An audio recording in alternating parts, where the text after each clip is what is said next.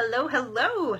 This is Sarah Gilbert from Transitions Therapy LLC coming to you this Friday evening with some information that I'd like to share. Out of one of my videos that I posted recently came a really excellent question from Valerie. And so Valerie wanted to know a little more about what it means in terms of when someone is transgender, when they've gone through their transition process, and how that may or may not affect someone's romantic or sexual attraction. So I wanted to just chat a few minutes to dive a little more into that because I'm just so excited that question came up. I think that's something that a lot of people are wondering. So Valerie, thank you so much for posting that question on my page.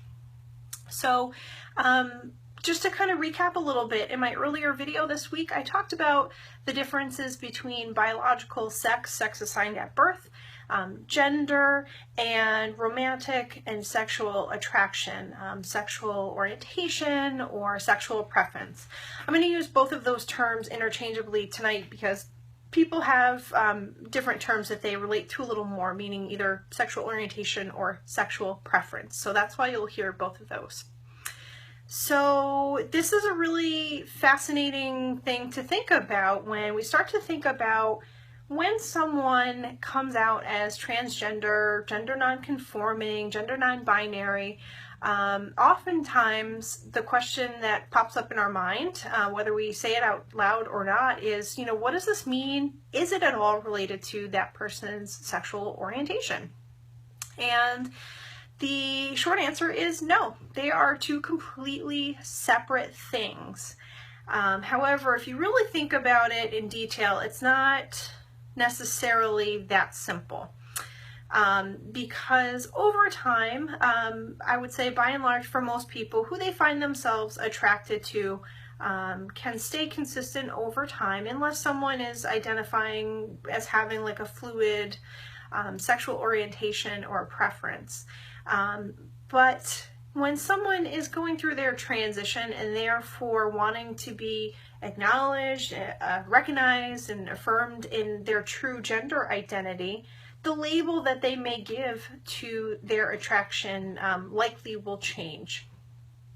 Have I confused you yet? Probably, and that's okay. So I'm going to use myself as an example. So I am a cisgender female, meaning that my sex assigned at birth aligns with my gender identity. So I identify and I am recognized as female. I am physically, romantically attracted to males. So my sexual orientation or my sexual preference is heterosexual. That is the label that I identify with because I am attracted to people of the opposite sex. Now, were I to come out and transition and be fully known and affirmed as a transgender man, meaning that I was switching my gender expression, my gender presentation to that of a man, and I'm still identifying as being attracted to other men, then the label that I would give to my sexual orientation would change. I would be identifying as a transgender man who is homosexual. So that's what I mean by, the sexual orientation, the sexual preference doesn't change. It's not affected by how I'm presenting my gender identity. However, because of these labels that relate to whether we attracted to same sex or opposite sex, because those labels do exist, therefore my identity in terms of my sexual orientation would change. So I would be going from cisgender female who identifies as heterosexual because I'm attracted to other men to transgender male who identifies as homosexual because I'm still attracted to other men.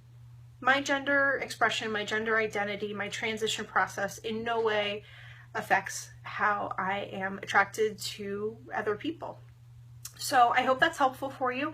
Please feel free to comment if you have any further questions or any thoughts related to that, or if there's any other topics that you'd like me to dive into a little bit more related to life transitions or gender identity, anything related to that whatsoever. I'm really looking forward to the opportunity to helping you all learn a little bit more and helping others. So Valerie, again, thank you so much for this question, and I hope you all have a fabulous night. Bye.